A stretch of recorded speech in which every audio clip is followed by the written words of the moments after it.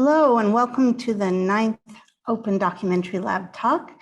My name is Sarah Wallison and I'm the director of the lab. I'm a white woman with gray hair and I'm wearing a black and blue dress and jacket and I'm sitting in front of a glass paned office. I also want to acknowledge that I'm sitting on the land of Massachusetts and their neighbors, the Wampanoag and Nipmuc peoples who have stewarded this land for hundreds of generations. It is my great pleasure to introduce Kathryn Hamilton, aka Sister Sylvester, who is a performance and filmmaker and a highly provocative and original thinker. I first met Kathryn when she was invited to a panel I was moderating about the metaverse.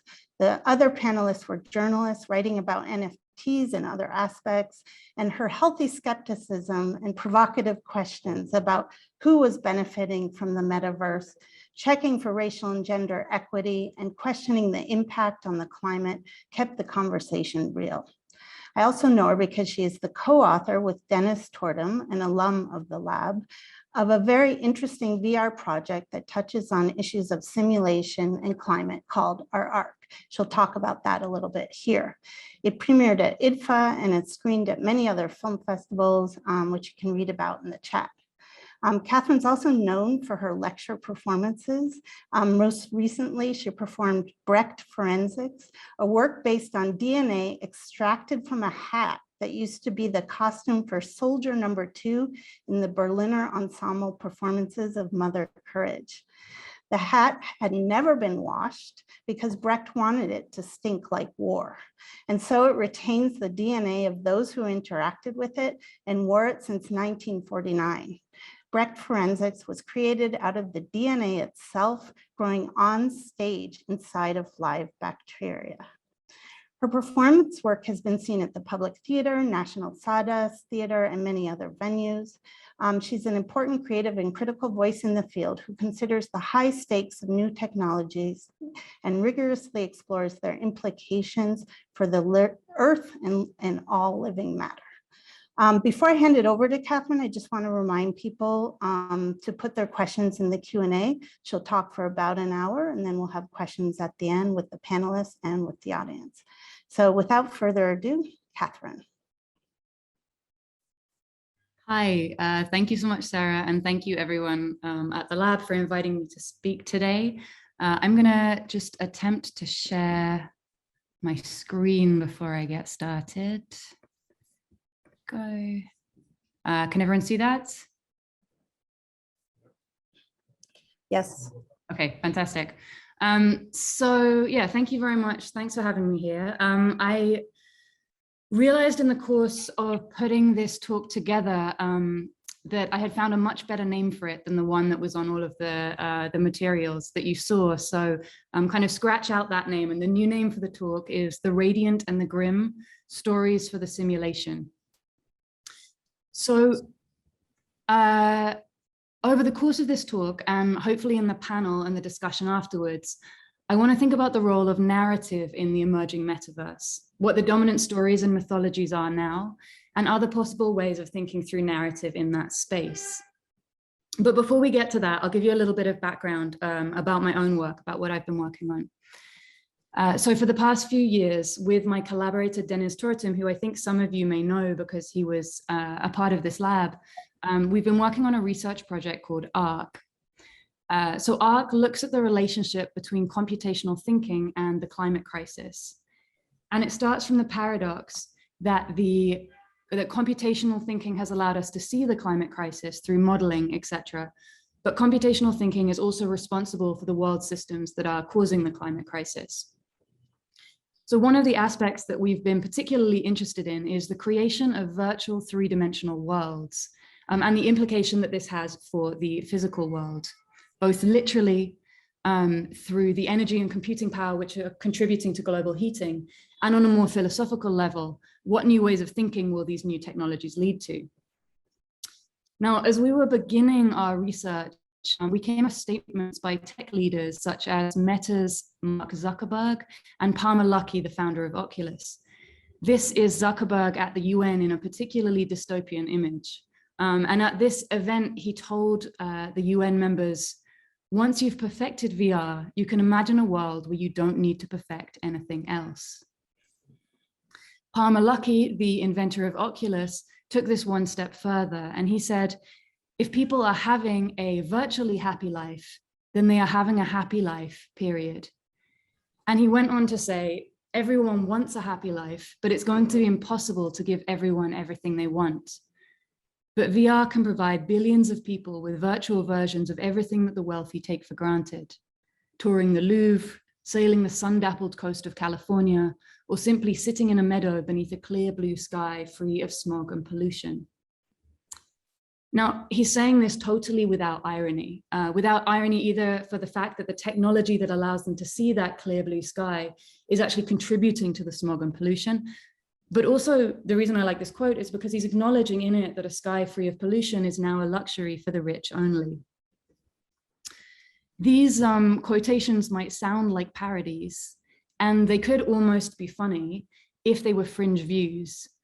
But they're being spoken in earnest by some of the most powerful people in the world who are developing and directing the future of our technology. And then we come to Elon Musk, who takes this one step further and argues that we're already living in a simulation. He's basing this theory, he says, the odds that we're in base reality are 1 in billions. He's basing this theory on the development of the aesthetics of computer graphics and simulation. So in a really kind of simplified form, his argument goes that in 1972, computer graphics looked like this. We had Pong. But by 2018, we're in these kind of hyper-realistic, virtual, three-dimensional spaces.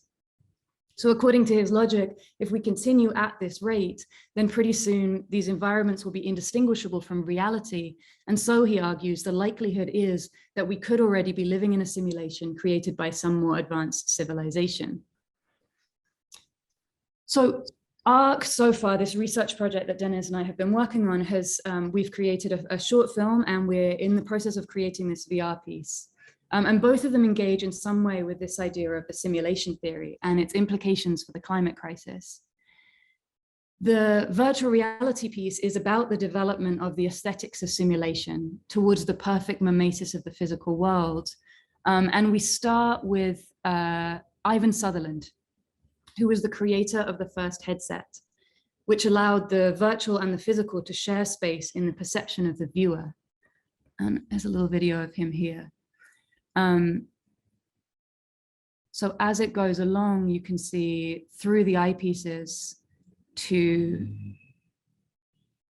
should be right now, this cube here. So this was the first kind of virtual object, and it was suspended in space, and behind it you can actually see the physical space of the lab. So it was closer to what we think of as AR now. So we've been looking at Ivan Sutherland, and we've also been looking at his student, who's called Edwin Catmull. And Catmull created the first computer animated film using a scan of his own physical hand. And so in the VR piece, we use these two objects. We use the cube and the hand to think about virtual space and human agency within that virtual space. In our short film, which is called Arc, we look at the 3D scanning of things that are disappearing from the physical world. And we follow scientists who are backing up the planet. So for example, we filmed with some scientists at an organization called Digital Life, which is attempting to create 3D models of all animals on Earth, beginning with the ones most likely to go extinct, like this rhino here. So we were looking at these efforts to back up the planet in the context of the climate crisis. And we also started to think about the seduction of simulation theory, this idea that we're already in a simulation in the face of climate despair. So this short film began as a film essay, and we were really trying to do a kind of Chris Marker, Harun Farocki, like totally impartial voiceover to go along with it, kind of stating the facts. But no matter what we tried, we couldn't get it to work. We recorded the voiceover, I think, at least 40 times before we finally tried switching a pronoun in the final paragraph and making it personal. So for kind of 10 minutes of a 12-minute film, it's this very kind of impartial and objective voiceover, which is telling you a history. And then in the final paragraph, it used to read, simulationism argues that the disappearance of the world is nothing more than a transition to other worlds. Simulationism can offer solace in the face of paralysis. As the world approaches ecological catastrophe, simulationism would argue that it is terminating only one of infinite simulations. As more and more people succumb to the grief and paralysis caused by the climate crisis, this belief spreads ever more widely. And then once we switched out the pronoun, we ended up with this. Simulationism offers us a solace in the face of paralysis. As we bring our world to ecological catastrophe, we can tell ourselves that we are terminating only one of infinite simulations.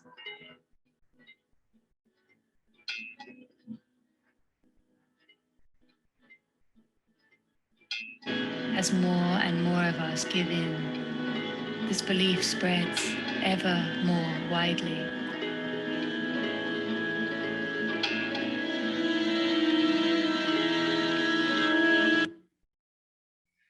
So this switch, this change of pronoun changed the film, or at least the ending of the film, from an essay into a story, and implicated the speaker and potentially also the listener in what was otherwise an abstract concept. Now, I don't believe in simulation theory for reasons that I'll explain later, but I see its appeal as a story. I feel the seductive power of it in the face of the hopelessness of the climate crisis.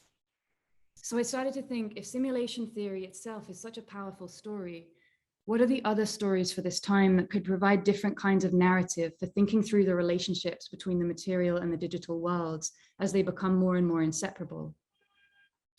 So this talk is going to be made up of 3 stories that I've encountered in our research that I think in some way could challenge or counter the seductions of simulation theory. The first one is called Princes and Playgrounds, and it's about spatial relationships between the material and the digital. The second one is called Lag Time in the Pink Palace, and it's about temporal relationships between the physical and the digital. And the third one is called The Sword of Damocles, and it is about causal relationships between the physical and the digital. So we're going to start with Princes and Playgrounds. So the title of this talk, the new title of this talk, The Radiant and the Grim, is borrowed from an essay that was written in 1998 by the Dutch architect Aldo van Eyck. In it, he compares the radiant, which he considers to be the tendencies in early modernist architecture and art towards multiplicity, a learning from the vernacular, and a focus on the experience of space rather than the appearance of it, to the grim, which to him is late modern and postmodern architecture, in which he sees an emphasis on scale, uniformity, monotony, and the appearance of buildings privileged over the experience of living or being in them. So the seeds of this idea about the radiant can be seen at the beginning of his career. In 1947, Van Eyck had just finished his studies and was working for the city planning department in Amsterdam when he was tasked with designing a playground in the empty space where a bomb had been dropped during the war that had ended only 2 years earlier. So you see here on the left, the bomb site, and then on the right, the playground that he built on that site. Over the next 30 years, he designed over 700 playgrounds across Amsterdam.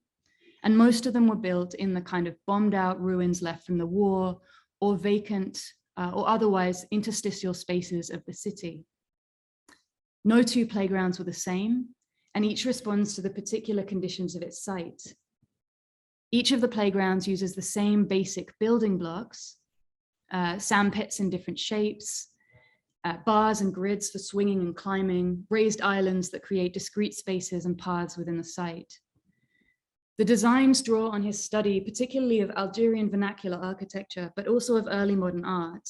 And the scale and dimension of everything is deeply considered from the viewpoint of a child. So there's 2 things that really strike me about these playgrounds. The first is the kind of in-betweenness of the spaces that they take over. Here's another one, and this is an image of a map, and this is Van Eyck trying to pinpoint a tiny space where he can put another playground. But also the fact that no object dictates how it is to be used. There's no slides in these playgrounds, there's no swings, there's no roundabouts.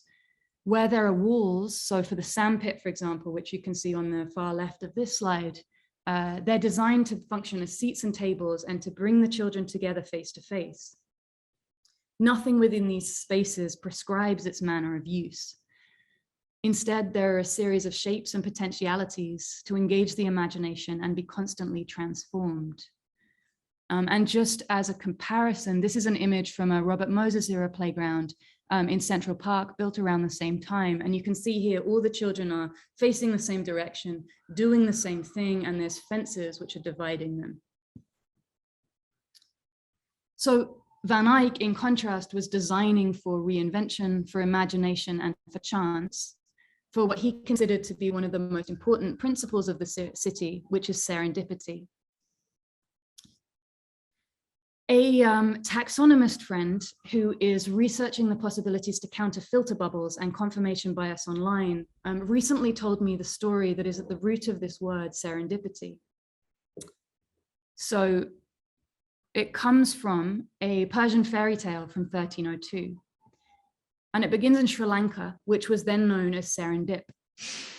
The king banishes his 3 sons as a ruse in order for them to continue their education by experiencing life in other countries. And as they wander, they come to a Persian kingdom and they meet a camel driver who's lost his camel. They supply him with all the details of the camel. They say it's blind in one eye, it's missing a tooth, it carries honey on one side and butter on the other side. Convinced by the accuracy of their description that they found and stolen his camel, the driver has them imprisoned.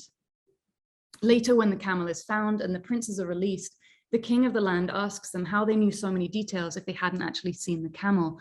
And they explain that they thought the camel to be blind in one eye because only the grass on the less green side of the road had been eaten. That they guessed that it was missing a tooth because there were tooth-sized plugs of grass cud along the path. And that on one side of the road were ants and on the other were flies. And from this, they deduced that one side had spilt honey and the other side had spilt butter. So in English, this story becomes the root of the word for serendipity, meaning accidental sagacity. The important thing in the story is that the princes are not looking for the camel, but by remaining open to chance encounters with their surroundings and through a process of deduction based on what they see in the physical world, they're able to identify it. So some estimate that between 30 to 50% of scientific discoveries come via this process of accidental sagacity. Deduction and logic are key to the scientific method, but so too is chance. The discovery of penicillin is perhaps the most famous example. Many other scientists found this strange mold growing on their plates, but they rejected them as failed experiments and didn't stop to ask what this other unexpected result might be or do. Serendipity is also, as the taxonomist friend described to me, an ethical design principle for digital environments to counteract the algorithmically personalized filter bubbles that prevent the encounter with the new. So Google and Amazon predictions might feel like coincidence, but they're designed to narrow down experience, not to expand it. An interesting contextual fact about Van Eyck's playgrounds is that previous to the Second World War, most of the playgrounds, both in Europe, in Amsterdam and in Europe more generally, were private spaces. They charged for admittance or they operated on a membership basis, segregating the city's children along economic lines, analogous to the ways that digital filters create segregated groups online. And you can see in this playground here in the image, the wealthy children mostly wearing white, swinging around this pole. And then in the corner behind the bar, the little kid with the cap on kind of peering through the fence.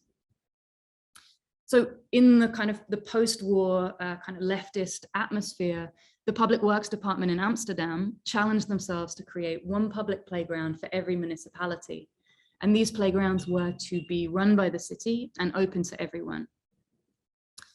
However, if we take playgrounds as a barometer of the public nature of the city, in the last few decades, that pendulum has swung back again. Between 2016 and 2019, over 400 public playgrounds in London were closed, And the new ones that did open, for example, in Lambeth in South London, were open only to the children of the private houses on one side of the street, not to those in the public housing on the other side, a surefire way of segregating the city's children on economic lines and indicative of larger shifts in how the city is conceived. And in Amsterdam, of the 700 playgrounds that Van Eyck designed that you can see on the left, only 17 remain. So it strikes me that Van Eyck's dichotomy between the radiant and the grim is similar to the comparisons that get made between Web 1.0 with its highly specific and organic clusters of individually made static websites, which resemble a kind of personal and vernacular architecture as the radiant, and the social media dominated search engine navigable Web 2.0 with its filter bubbles, oligarchical control, and standardized structures to maximize profit, resembling the postmodern city of uniform skyscrapers and privatized space as the grim. And I know this idea of Web 1.0 and 2.0 is kind of contested terms, but I'm using them here in the most basic possible way, with Web 1.0 being the kind of 1990s HTML pages, Web 2.0 being dominated by social media and by search engines, and Web 3.0 being this kind of emerging world of AR, VR, NFTs, blockchain are the main ones that I'll focus on. But added to that idea of Web 3.0, an article I read recently by Nicolas de Monchaux, who's a professor of architecture at MIT, where he talked about the future of reality. He argues that the metaverse, or Web 3.0, is already here, and it is a combination of the physical and digital cities. So I just want to add that in, that when we're talking about Web 3.0, it's also kind of an enmeshment with the physical city. So if Web 1.0 was the radiant and Web 2.0 is the grim, what will Web 3.0, the metaverse, this enmeshment of the city and the digital, most resemble? In Legacy Russell's Glitch Feminism, they argue for the possibility of that an entwined digital and physical life could resemble Web 1.0, with its potentials for glitch, for untended spaces, for anonymity, for queerness and difference. But the current tendencies of our cities and the tendencies of our web seem to bend in a different direction. And while there's the theoretical possibility for a Web 3.0, a metaverse, to resemble the ad hoc and personal Web 1.0, the reality is that it is being built upon the foundations of and by the architect of Web 2.0 and the contemporary city. So Van Eyck characterizes the grim as the menace of uniformity, monotony, and oversize. And that could easily be used as a description of the visions of the metaverse conjured by Facebook, Meta, for example, in their idea of the workspace as an infinite office. But the reason that this story began with Van Eyck's playgrounds is hope. Van Eyck created his playgrounds from the abandoned spaces between the buildings, from the rubble and from the overlooked in-betweens. So if the grim comes to pass, or has already come to pass, and the menace of uniformity and monotony and oversize rules, are there spaces between the roadblocks and the meta? And what can be built from the rubble? Okay, on to story number 2, which is called Lag Time and the Pink Palace. So if the last story was about in-between spaces, this one's going to be about in-between times. And I'll start this one with a personal story. When I was 15, I spent 2 years living in the suburbs of Florida. My father was in the British military, and he'd been posted there to work on a new training system that the British and US military were developing together. So my father is not a coder or an animator. He's from the artillery, he's a gunner. And he's been deployed to most of the British wars of my lifetime. His role in Florida was to make sure that the British version of the training system was accurate to British equipment and to British wars. It was, of course, a simulation system. And we were in Florida because, thanks to Disney World, that is the headquarters of military developments in simulation technology too. The roots of the two, simulation in the military and in entertainment, are inextricable. We go back to Ivan Sutherland, who created the first VR headset, the Sword of Damocles.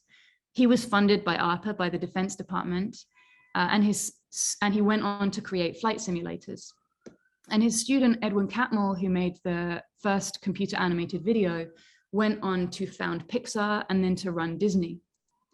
And so it was in Florida, where the same technologies were shared between entertainment and the military, working side by side. In our research for ARC, I found a third part of the Florida puzzle, an event that had taken place not far from where we lived, but about 2 decades earlier in 1980, in a pink palace on the waterfront called the Don Cesar. This was a gathering of industry representatives, politicians, environmentalists, and they'd been tasked with creating policy recommendations for climate change. It was a moment in the 1980s where pretty much all of the information, all the science that is known now about the climate was already known, and there was a genuine political will from the Carter administration to respond to it. In the book, Losing Earth, Nathaniel Rich describes the Don Cesar as, in its carnival of historical amnesia and childlike faith in the power of fantasy, the Pink Palace, here it is, was a fine setting for the first rehearsal of a conversation that would be restaged with little variation and increasing desperation for the next 40 years.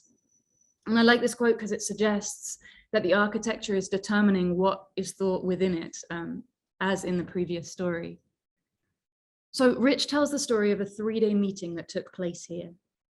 He says that it began well enough with earnest statements from participants about the threat of climate change, the severity of the situation they found themselves in, acknowledgements of the historic nature of their meeting, and the responsibility that they as participants held.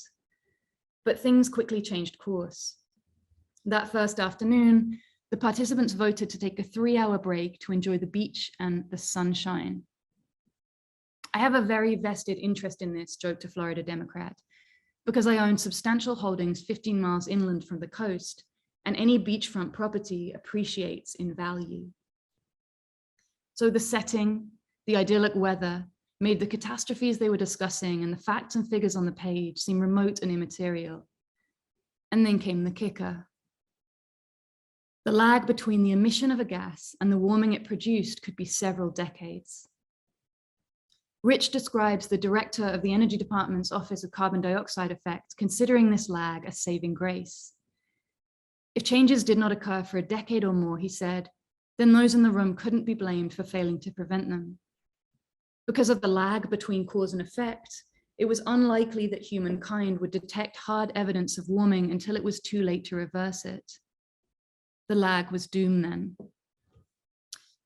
In ARC, and particularly in the VR piece, we became fascinated by the parallel between the lag in computing at that time and the lag in the cause and effects of climate change, between a computer that lags and a climate that lags. There's no direct causality between the two, but there is a temporal correlation that we play with the skin of the hand lagging behind the mesh of the hand as you're trying to control the cube. We felt like it was as if their hands at that meeting at the Pink Palace, delayed in computer time, were grasping now at our throats. So no policy got written. The group got stuck on semantics, whether their opening paragraph should read, climate change is likely to occur, it will occur, it's highly likely to occur, or it's almost sure to occur. The final statement produced by the group was weaker in its emphasis on climate change than the statement that had described their initial meeting. While all the participants agreed on the basic premise, trying to agree on the words that they should use to tell that story prevented them from telling it at all. And the following year, Reagan won the election, and what had seemed like a beginning became firmly stuck in the past. So the importance of words in allowing for new ways of thinking is appreciated by the Bureau of Linguistic Reality, which is a public participatory artwork by Alicia Escott and Heidi Quandt, and which seeks to coin new words to better understand our rapidly changing world due to man-made climate crisis and other anthropocentric events. Alongside the well-known solastalgia, the grief of living on a dying planet, there's one word that I particularly like, and that's shadow time. The definition that they give of shadow time is a parallel timescale that follows one around through day-to-day experience of regular time.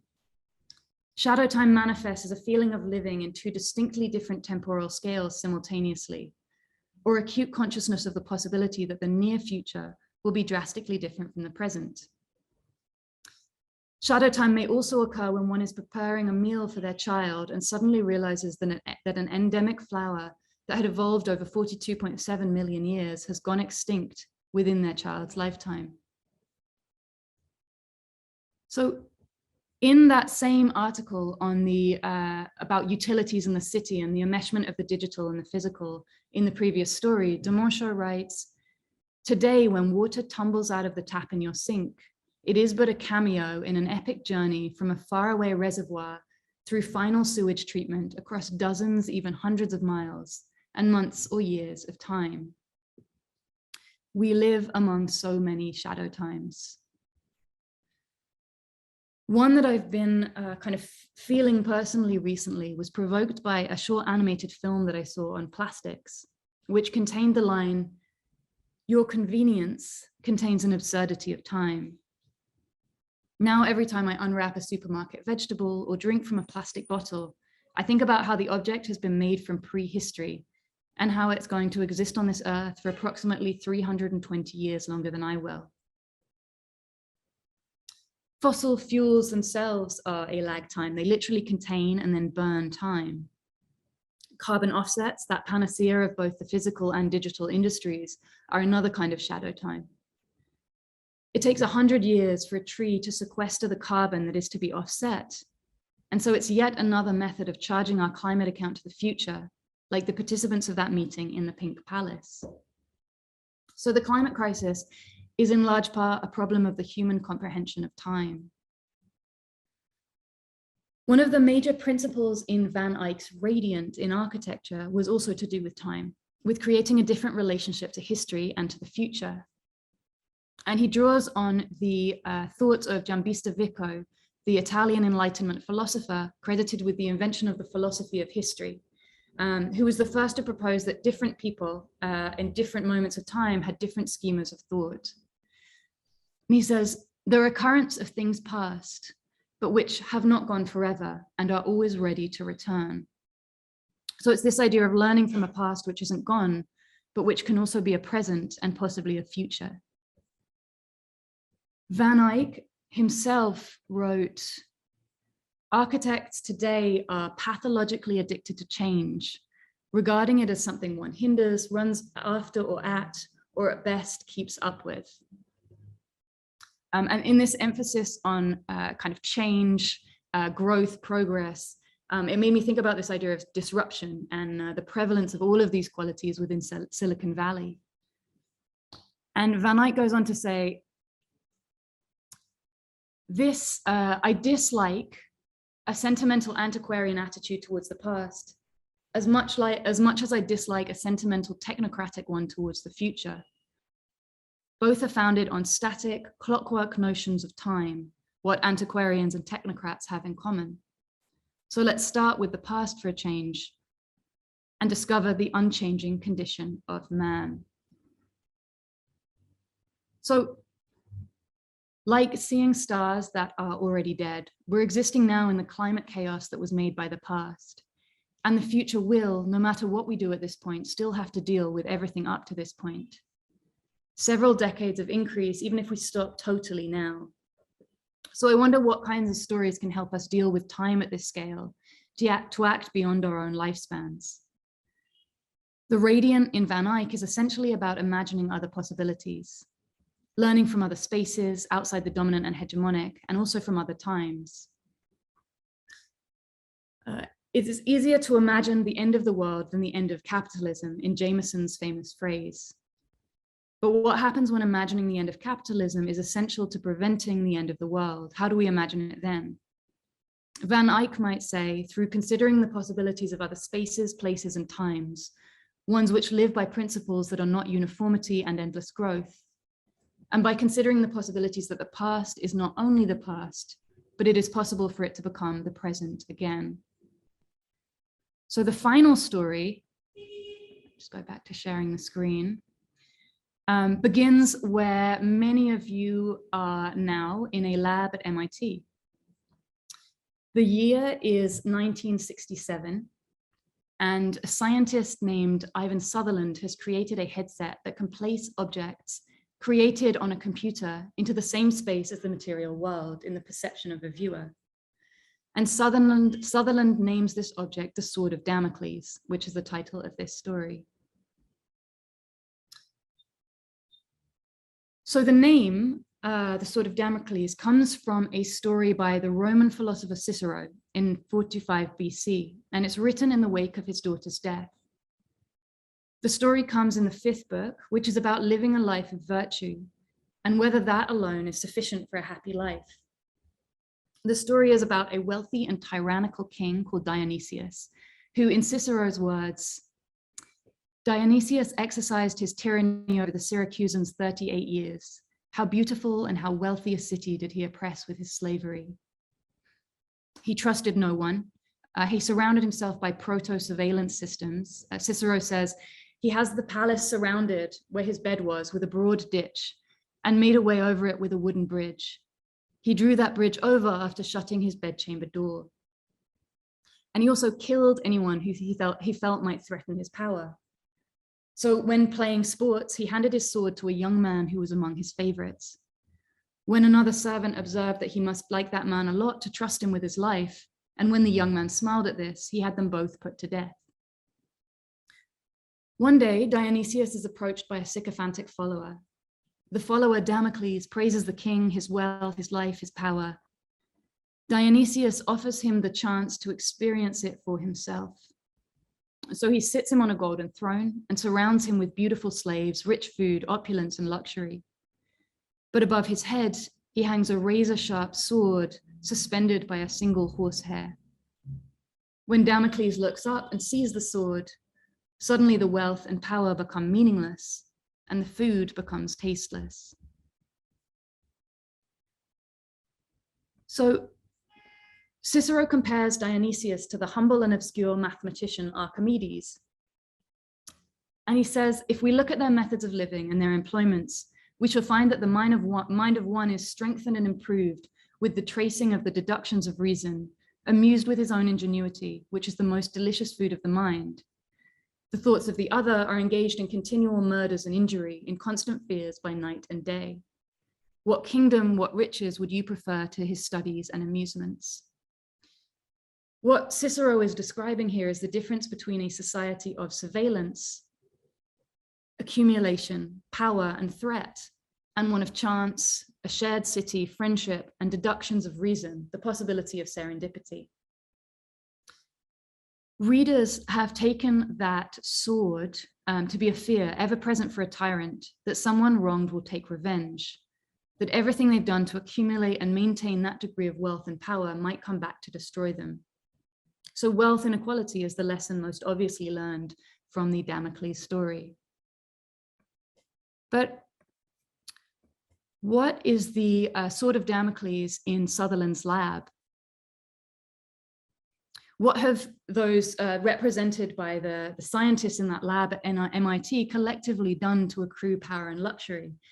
What is the hubris and what is the fall? Those statements by Palmer Luckey and Mark Zuckerberg that I quoted at the beginning about giving everyone a yacht and luxury in the virtual world as smog and climate crisis consume the physical seem to have some kind of congruence with this story. I thought that potentially Zuckerberg could be our contemporary King Dionysius, and his fear of the sword could be summed up in the $23 million he spent on security last year, and why he bought up all the houses around his own with the intention of demolishing him, a kind of modern day equivalent of Dionysius's moat and drawbridge. So Deniz and I, in our curiosity about this name, the Sword of Damocles, wrote to Ivan Sutherland, and we asked him what his intention was with the name. He replied to us that, that there was no intention behind the name at all, that it just simply hung over the user's head, and that the name was a bit of a joke. But he does, at the end of the email, concede that climate change is a kind of sword metaphorically hanging over the heads of our entire race. Just on a side note, we then tried to convince Ivan Sutherland to take a part in our film, which he categorically rejected. But the denial here is somewhat disingenuous. The causal connection between the virtual and the material were clearly on Sutherland's mind, even if in the 1960s, potentially the climate crisis wasn't. In a technical paper that he wrote in 1965 called The Ultimate Display, he imagines what the ultimate display might be and do. In it, he says, a display connected to a digital computer gives us a chance to gain familiarity with concepts not realizable in the physical world. It is a looking glass into a mathematical wonderland. So this article has become famous for the ways that it has anticipated or seeded so many of the technologies that have followed, particularly ways for humans and computers to interface. So in it, Sutherland anticipates speech recognition, stylus, eye position, and gestural interface. He suggests experiments in a display that would change depending on where the user looked. So it's pretty amazing reading it now and seeing quite how much he got right or how many ideas he inspired. But the thing that struck me most is not just how much he anticipated, but this strange kind of enigmatic final paragraph where he says, the ultimate display would, of course, be a room within which the computer can control the existence of matter. A chair displayed in such a room would be good enough to sit in. Handcuffs displayed in such a room would be confining, and a bullet displayed in such a room would be fatal. With appropriate programming, such a display could literally be the wonderland into which Alice walked. So even bearing in mind that this is a technical paper that's funded by ARPA, you can see here, by the military, so it's written at least in part for a military audience, I feel like that alone doesn't explain the strangeness of this paragraph. We've moved into another kind of genre of storytelling here. Handcuffs, chair, bullet. It feels more like a kind of post-war noir, a Fritz Lang film. You can almost see the long shadows and the tipped hats. But we do now live in a version of that world, in Sutherland's ultimate display, where the computer does control the existence of matter. You can't die in the simulation, but a gun fired by a gamer recruited to the US Army to a bunker in Utah, using technology developed in Florida, can pierce flesh with a real bullet or a bomb halfway around the world. The city is a mesh of the virtual and the physical, and a virus-like pipe dream that exists in the digital can wipe out our physical infrastructure, can stop the electricity, the water, and the bullets. So it would seem that we might be progressing towards what Musk and Bostrom assert, the inevitability that the simulations we create are going to get more and more realistic and closer to our experience of physical reality. But does the simulation theory necessarily follow from that? I want to take a closer look at the paper that Nick Bostrom wrote that began this idea of the simulation theory. So in it, he argues that at least one of the following propositions is true. Either the human species is very likely to go extinct before reaching a post-human stage, and or any post-human civilization is extremely unlikely to run a significant number of simulations of their evolutionary history or variations thereof, and or we are almost certainly living in a computer simulation. It follows that the belief that there is a significant chance that we will one day become post-humans who run ancestor simulations is false, unless we are currently living in a simulation. So what he's saying is, unless we can categorically deny that we will become that we are progressing towards the point where we will be able to run infinite numbers of civilizations, unless we can categorically deny that, then it follows that the likelihood is we are currently living in a civilization created by some other post-human civilization. However, the problem, as I see it, the flaw in the logic of Musk and Bostrom's simulation theory is that it's predicated upon the idea that as all civilizations progress, they will be obsessed with growth and they will follow the same path, that they will be Dionysius and not Archimedes. This is particularly evident in his stress on the idea of ancestor simulations, because he can only imagine other civilizations following a single path, the one we're on. He can only think about time in this incredibly linear way. But that's not the case, not even amongst civilizations on Earth, let alone those on other planets, as Van Eyck reminds us when he advocates for looking to and learning from vernacular architectures that have not followed the Western model and aspirations of endless growth, and to other times that may have led to different possible trajectories in the present. Musk and Bostrom here are being bad scientists. They're assuming a universal from what is bounded, cultural, and highly specific. Rick Cohen in the Paris Review argues that their theory is dependent on trend logic, via which, seeing a toddler, you might conclude, if the kid keeps going at this rate, he'll be 40 foot tall by the age of 50. So here in the logic of Musk and Bostrom is the scientific deduction of the princes of Serendip, but gone totally awry. For Bostrom's argument to hold, all civilizations would have had to have had an enlightenment, and computational thinking would have had to have reigned in all of them. They are the grim in Van Eyck's formulation, obsessed with growth, uniformity, as opposed to an openness to the multiplicity of possible paths.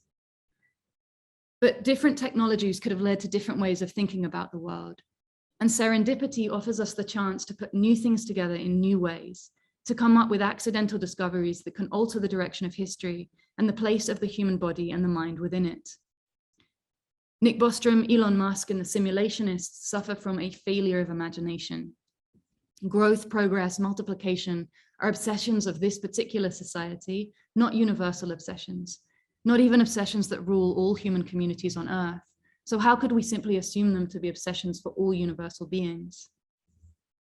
What they're proposing with simulation theory,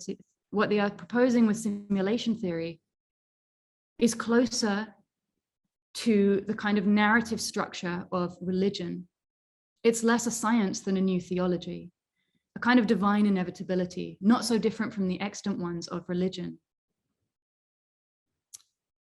In terms of basic principle, there's a coder, and the math of the universe simply becomes his code. And the appeal of it is that, like religion, it takes away agency, and with agency, both responsibility and the possibilities for chance and change. They're returning to the narrative structures of organized religion, and it's worth remembering what kinds of ends those stories have been put to in the past. So to kind of sum things up, to create some kind of conclusion, I am going to title this last section, Last Thoughts, Mythologies and Monsters in Web 3.0. So in the Discord channel for Cool Cats, there is a lot of talk about mythologizing this space. Web 3.0, it seems, understands the power of stories.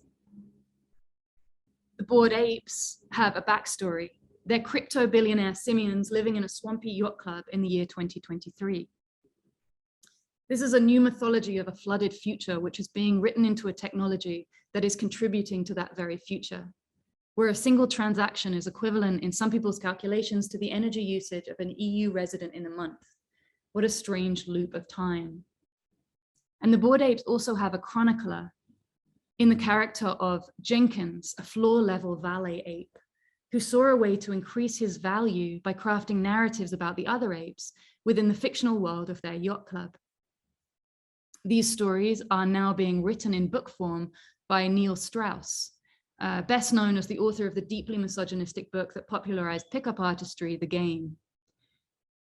The story is going to be crowdsourced from among the apes, but you have to buy subsidiary NFTs in order to vote on plot points, with the most expensive guaranteeing that your ape will be written into the book, driving up your ape's price. Any respectable NFT collection or even individual NFTs are signed now with a Hollywood agency. NFTs might in the end be less about visual art and more about narrative making. But the stories in this world are drawn predominantly from American culture and from Judeo-Christian mythology. In the blockchain, there's mining, the gold rush. In Cool Cats, I hear talk of Avengers, superheroes, kind of US vigilantes. The bourgeoisie of Ethereum have a DAO called Moloch. one of the Old Testament gods whose principal feature was child sacrifice. Now, the name is intended to be ironic, but that particular irony the creators seem unaware of, that the climate destruction of Ethereum and the blockchain as the sacrifice of children or the future to the boiling midsection of a Canaanite god. The nature of these stories comes from the demographic of these groups. Primarily English-speaking US or European dudes in their 20s and 30s build and populate these spaces. And it's one of the many arguments for the need for diversity in the area. But interestingly, the language is different from, say, that exact same demographic of gamers a decade or two ago. Take, for example, the acronyms GM, good morning, WAGME, we're all gonna make it, and the phrase Web 3.0 is kind, which you hear pretty much constantly on NFT Twitter. Leaving aside the notion that everyone is gonna make it, because that's just not how capitalism works, I wonder, where did this notion of kindness come from? And does it tally with the enormous wealth inequality and environmental destruction that the space is responsible for? The language that is used here seems to me uncannily similar to the language from feminist and anti-racist activism. This idea of, we lift each other up, I help you, you help me, and we're all gonna make it. But when this is spoken by those with hegemonic power, it is at its most benign, the love bombing of a multi-level marketing scheme, and at its most pernicious, segregation and nepotism. When yet another English-speaking American or European dude is lifted up by more of his kind, that's a frat house. That's the boys' club in a new incarnation. The narrowness of the stories and the opacity of the language in this space is a symptom of the grim, the monotonization, standardization, loss of diversity of possibilities, and the loss of the sense that another world is possible. Van Eyck's essay, The Radiant and the Grim, ends with a very relatable mixture of pessimism and optimism. He says, referring to other traditions of building and architecture, which he sees as both ecologically responsible and fulfilling the requirements of the radiant to create spaces that are a built homecoming, the knowledge that what they are able to do in their way, we can still hope, we can still learn to do in our way, is not merely stimulating, but brings with it what is almost gone, hope. If there is still hope, it's bound up with learning and creating language and stories that can redefine our relationship to space, to time, and to causality. And that is the end of my talk. If all the panelists want to join, amazing. So much to think about. And I love where you're positioning storytelling as hope and possibility. And also just really thinking about what so much of what VR can play with scale and these new technologies, while also dealing with climate and the real repercussions of them. Fascinating, so much to unpack. Why don't we start and see if any of the panelists have any comments or questions. I do know there's some questions from the Q&A. Anyone want to have a question or comment? I think we're all digesting it. Artemis. Yeah, hi. Thank you for this wonderful illustrated lecture.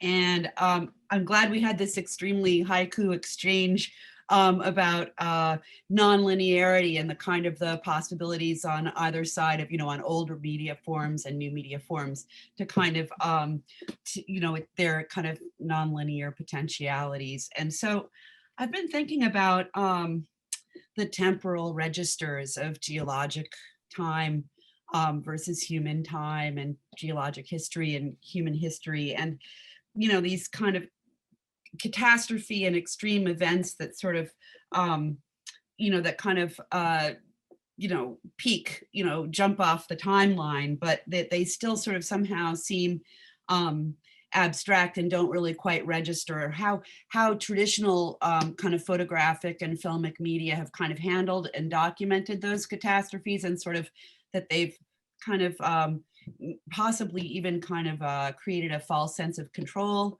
over them. I mean, and I guess that I'm wondering if new and old media, and especially kind of Web 3.0 and the work in your work, if you see the possibility for reactivating these layers and maybe possibly reordering them, and if that somewhere in that kind of handling of time, space, causality, the idea of climate catastrophe and catastrophe is not so abstract because I think, that somehow the disconnect between geologic and human time can somehow be negotiated. Yeah, I think that in Shadow Time, particularly so our VR piece, we took the name Shadow Time, we're using that as the title of it. And I think in that particularly, I mean, we have a section in it where we use Edwin Catmull's hand, and you have both the gridded hand and you have the kind of skin over the hand. And at a certain point, we kind of replicate a lag time between those two. So you're trying to do certain actions in the space. You're trying to interact with the cube, and the one hand is following further and further behind the second hand, and it becomes harder and harder to actually think, because you're trying to think through the second hand with the first hand. And for us, that was a way of trying to create a kind of embodied metaphor of that idea of the time lag. In terms of geologic time, I think it is the huge thing about trying to think through the climate crisis. I've maybe have less solutions for that, but what I've been thinking about is this idea of kind of the hauntings of other times. So the idea of there's the beautiful Mark Fisher book, right, about the idea of we have to keep the possibilities of other times alive. We have to allow them to kind of haunt us in the present. So I think about that moment in the Pink Palace and the kind of being haunted by that, and what could have happened if they'd actually come up with policy recommendations at that moment, so that we can think through parallel timeframes, so that it doesn't feel quite so hopeless and it doesn't feel quite so inevitable, this place that we're in and the kind of trajectory that we're on right now. Sort of roads not yet taken, but possible alternatives. Right. Which maybe these kind of other times, these other possibilities are running alongside us all the time, and we can just kind of jump tracks at a certain point, or we can allow them to kind of cross back in. Yeah, it sounds like bringing the past times in, but then also imagining, like the role of the imagination and what hasn't been said. Have you seen anything yet that, you talk about hope at the end, but I didn't really see it with the metaverse and the way you described what was going there with Web 3.0. Is, where are you seeing these reimaginations in your studies, or are you just kind of provoking that they need to happen? I know there are things. There's little tiny things, like people using these spaces in really imaginative ways. Like there was the one where the Reporters Without Borders created a library in Minecraft with all of the censored books, so that people could access books that were being censored in their country through this game where the governments were shutting down, access, like Google and things. And so that to me felt like a little bit of one of those kind of like finding spaces, like clawing out other uses for things inside of the metaverse. I'm not sure, does anyone else have any examples of kind of hopeful ways that this is being used? I feel like there are more, but none of them are jumping to mind right now. I mean, I know there are more. I know there are. Yeah, definitely. Yeah, I mean, there are like different groups in the metaverse organizing, and we Violetta Ayola, artist who, right, with her, that was on that other metaverse panel, she's doing all kinds of really interesting NFTs and creating art spaces. And, it's just, I feel like it's this moment, like it's what you say, like there is hope and there's a lot going wrong too, but, which is going to win out, or how can the new imaginations have impact back in the physical world too, right? Because it's that physical.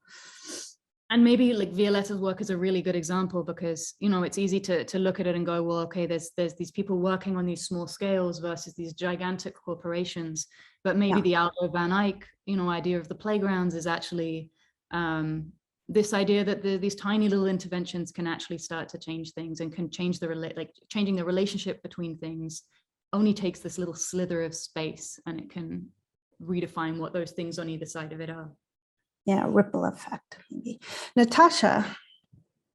So, hi, thank you very much for sharing your work, very inspiring. I wanted to ask you something that I'm thinking also about my work many times, is that using the same media in the same ways to criticize the media, or I mean like the metaverse, or using all this power to tell our stories, but at the end we want to change this because there is a climate change, and what we can do about it, is it the solution just to go offline and tell the stories from another perspective? How do you think about these issues? This is what I would like to share. I think this is something that we'd also discussed on that panel, right? And I remember Violetta at that point saying she was refusing to mint NFTs because of the climate destruction involved in it. And I don't know if she's changed her mind on that stance yet. She has, okay. But I mean, I think that I don't know is my answer. I mean, I think that like there's the possibility for a really interesting kind of institutional critique using those tools. But I think the stakes are so high, you know, when your transaction is the equivalent of a single EU resident's monthly energy usage, the story that you're I mean, the stakes of that story are enormous. And I think that has to be a part of the equation. But I don't know, how do you negotiate that in your work? It sounds like that's something that you're thinking about. Unfortunately, I don't. Oh. I have the same, I mean, many times I feel that, you know, I want to work against many systemic problems, but I use the system to do that. And so this doesn't help. So, I mean, when you talk about, because at the end of the day, we are talking about revolutionize something, bring the revolution on something, change something, right?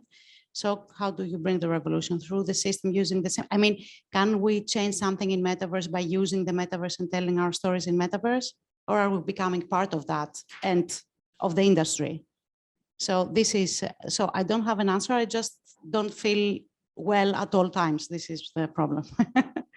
So sharing that with others who do the same, it's yeah, I mean, it's like comfort. Yeah.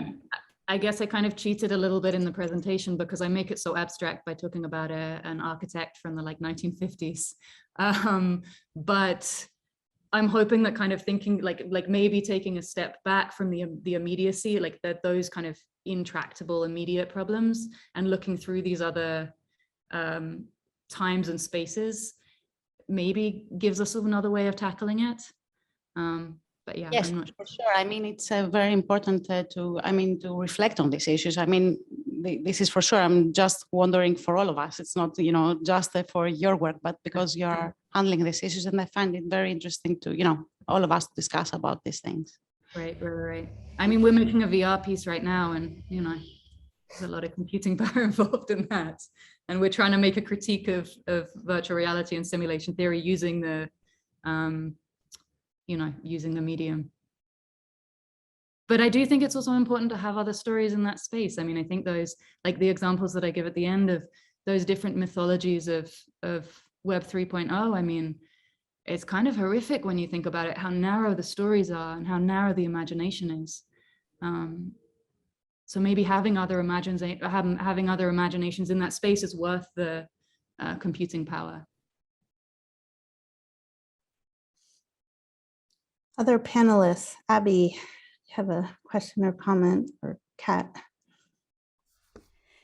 Sure, unprompted. It's actually, I mean, I was debating whether or not to ask this question because it struck me, Kathryn, that, I mean, I loved how you modeled storytelling storytelling within the presentation to us, allowing us to really look at certain images. For instance, it wasn't just constantly slide after slide, but it was, to me, really fascinating because I've seen this project that has come up quite a few times, our ARC, you know, very little of that. I mean, the ideas are what you're expanding upon in this presentation, but very little of the images, which are so striking because they're all from, you know, this metaversy world in that film, which is used quite heavily within this critique. You know, it's like using the technology as critique discussion that you were just, or rumination that you were just having. But I guess I'm really curious. This is perhaps not a fully formed question, more of a comment about how you're thinking about. I mean, because it's quite interesting to me that you made a short film that uses these images, like scans, LiDAR, like you know, photogrammetry, all of these metaverse, these technologies that are being used to construct the metaverse, shall we say, incredibly heavily. And then it felt like a deliberate withholding of those types of images in this presentation that we were going to kind of talk all around it. I guess I'm just curious to think about how you think about withholding the images and why withhold those types of images. Is it because they're overly seductive, or yeah, what's going on here?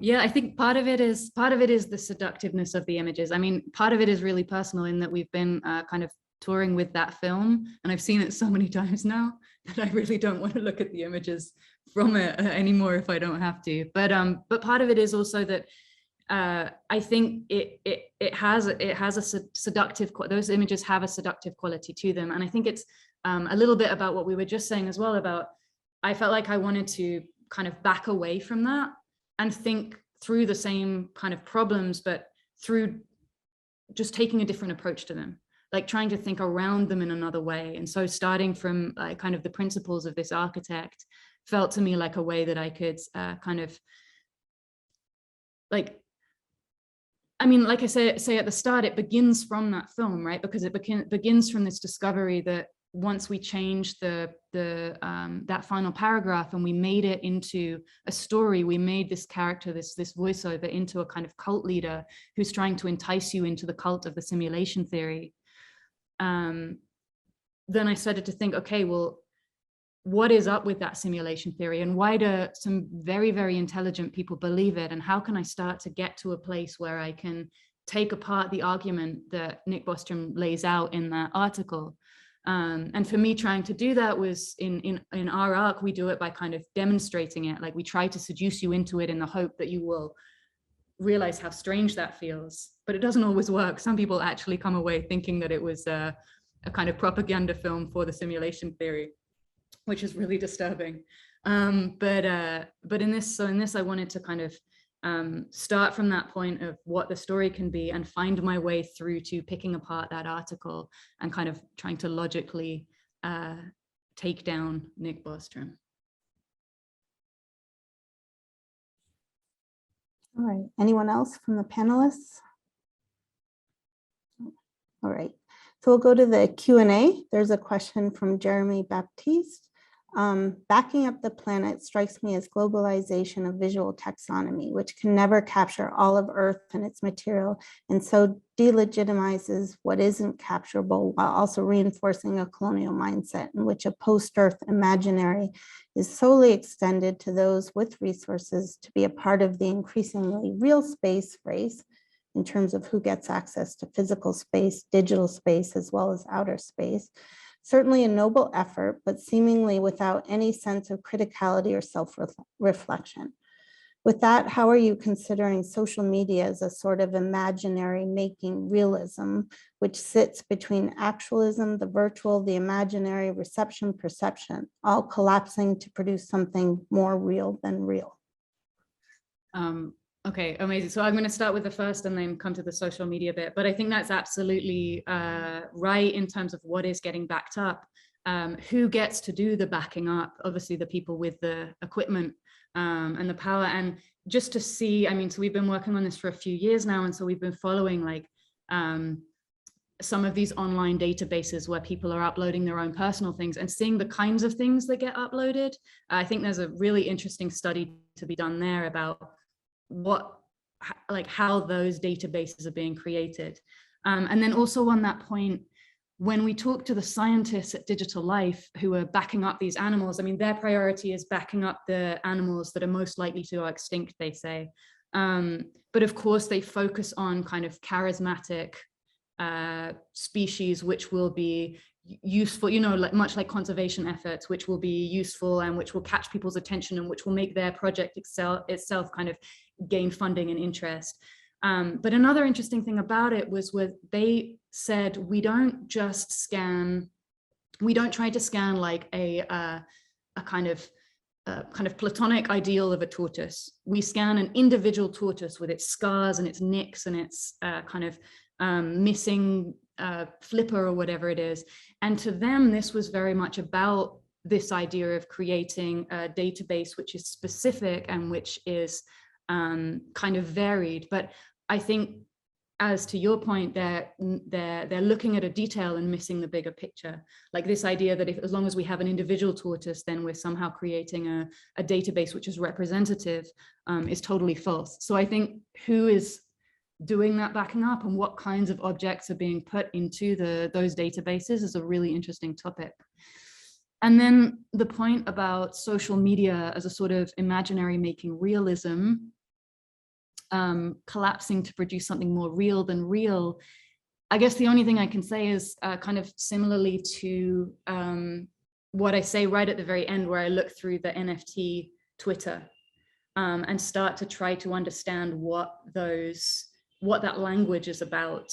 I think this kind of imaginary making realism, or certainly what I've seen there, what I've seen by kind of like hanging out in these Discord spaces and on Twitter is a mythology emerging, which people believe. Like it's not disingenuous. Like people really believe it. They believe in these things. They believe that there's a kindness. They believe in the idea of community. But what kind of community it is, and what underlies it, and what the veneer is kind of covering up is something that I want to spend more time trying to figure out. Yeah. I wish there was I'm sure there are, I want to find out who the anthropologists are that are kind of following these spaces as, again, this mythology gets built and these stories get embedded. Does anyone know if there are anthropologists hanging out in NFT Discords? Sure there are. If anyone knows any, please tell me who they are. You should be. Another question from Jeremy. Yeah. You have a question? Oh, good. Milad has a question. Is it working? Great. Kathryn, thank you immensely for that. I feel like I'm under a constellation right now, just in terms of the information you shared. So thank you for that. And I want to go back to Ivan Sutherland. So I really enjoy Ivan Sutherland, but a lot of times go to his Sketchpad project, where there was an oscilloscope and you have the kind of like the beam there in terms of constructing 3D models. There's memes out there of Ivan Sutherland's Sketchpad where there's like perfectly drawn chairs. It has a meme culture around itself that you, like, if you Google it, you'll see a lot of these imaginary objects that Ivan Sutherland did not draw on Sketchpad, but they're out there as memes. And for me, in terms of talking about, like, if I may, tech bro culture and things like that, and, you know, lifting each other, and in terms of that, and the notion of, say, Elon Musk possibly buying out Twitter, and the notions of like truth that exists there, how much do you feel it's in terms of the lack of imagination, where do we go in terms of the balance of truth and lying for new imaginations and opening up new possibilities there in the going forward? what's the balance of truth and myth making or lying, basically? I mean, I think there's a difference between myth making and lying, right? I think again, I mean, I think part of it has to do with the kind of intention behind it, but I think what the cool cats bros are doing is a myth making, which, you know, has a lot of money behind it, but I believe at least some of them also genuinely believe it. And it's also a very self-conscious myth making that I don't know that there is in other spaces. There's this beautiful book about the kind of foundations of biotech culture called, oh my God, what's it called? By Sophia Ruth. It's a beautiful, and that's an example of an anthropologist kind of embedding in a new technology and following it through. And she has a chapter on the kind of emerging mythologies that and the stories and the way people are talking and the ways that the language develops around biotech.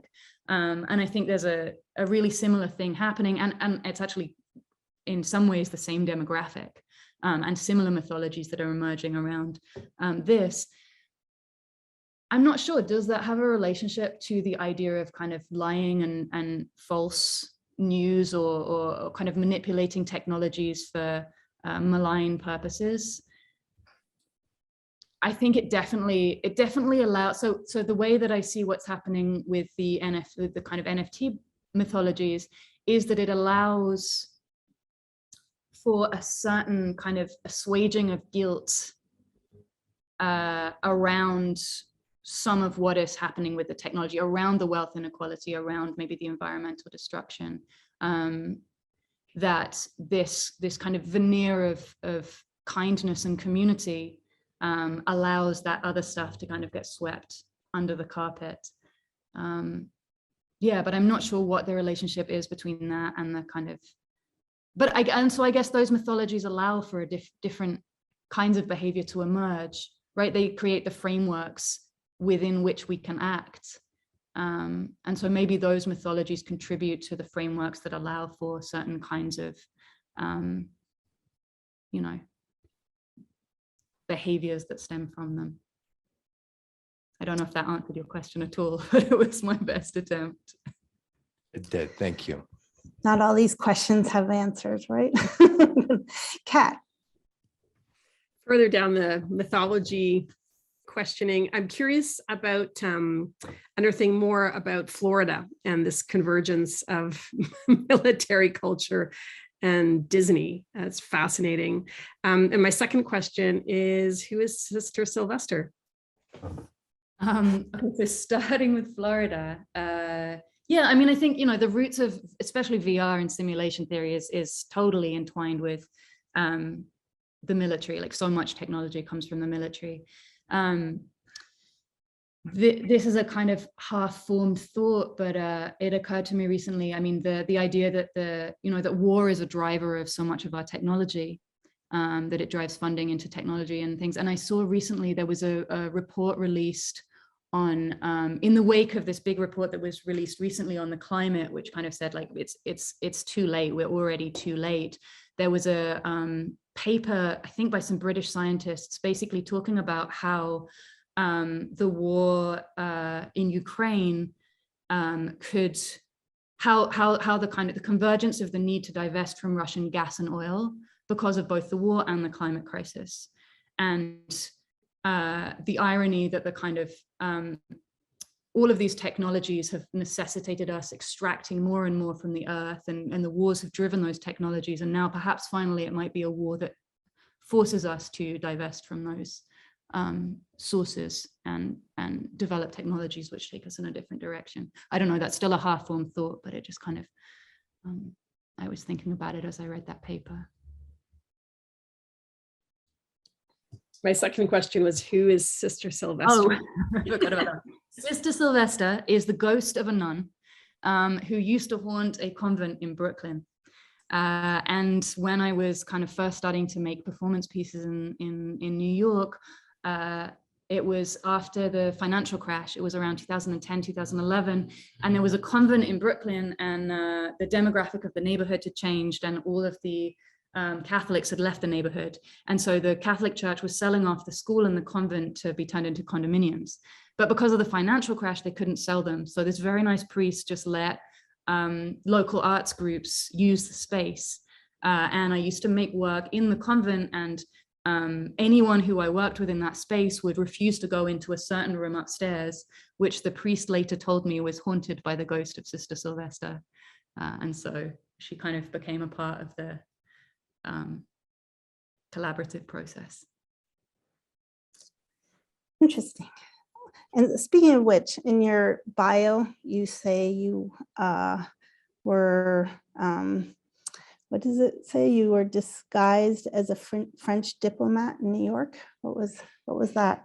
Everyone wants to know. Much more, yeah, it sounds much more exciting as a line in a bio than the actual story. I just worked for the French embassy for 2 years, but it always felt like a disguise. I was a terrible diplomat, so. Not your thing.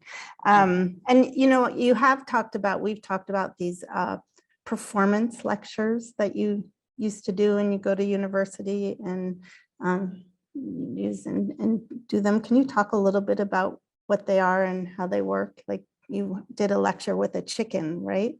Yeah, sure. Yeah, in fact, Jeremy, who is asking the question, was the sound designer. We collaborate often on these lecture performances.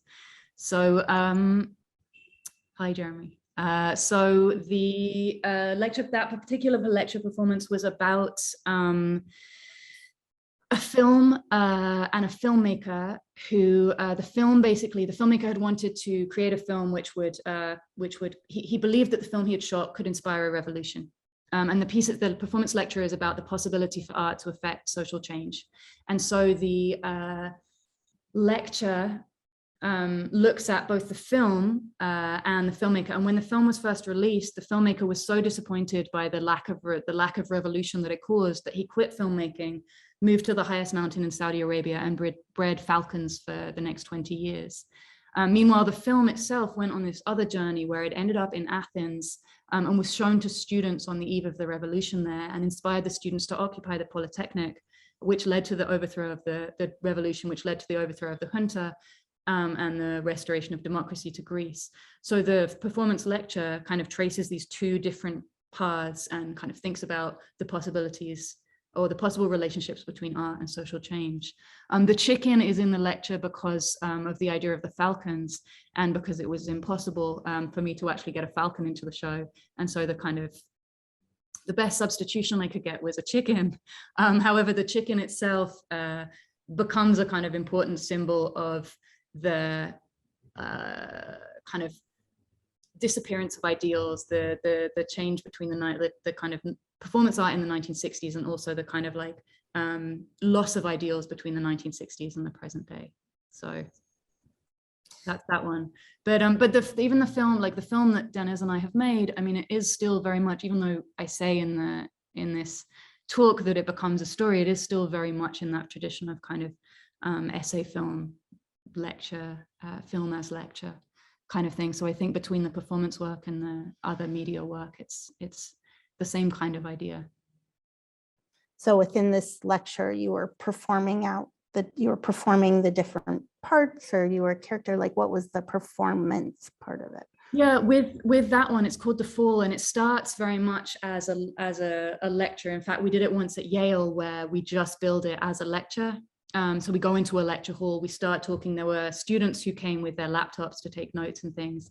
But it is also kind of playing with the idea of, again, in the 1960s, the student uprisings, the occupations of universities, and kind of how you can undermine figures in authority represented by the lecturer, and the kind of like power balance is there. So it starts as a genuine lecture, but it turns into absolute chaos. There's a chicken on stage, 2 other performers arrive, someone gets stapled to the projection screen, there's a paintball gun. And so the Yale one was the most fun because it really, really began as a lecture and people believed that's what it was. And then chaos ensued. Right. All right. I think we'll end here, just about out of time. Thank you so much, Kathryn. Thank you so much. Really interesting ideas and important. So thank you. Thank you, everyone, for being here. the panelists and the audience, and thank you to our funders. And please join us next week when we have Jenna Parag from the Washington Post. All right, bye-bye. Thank you.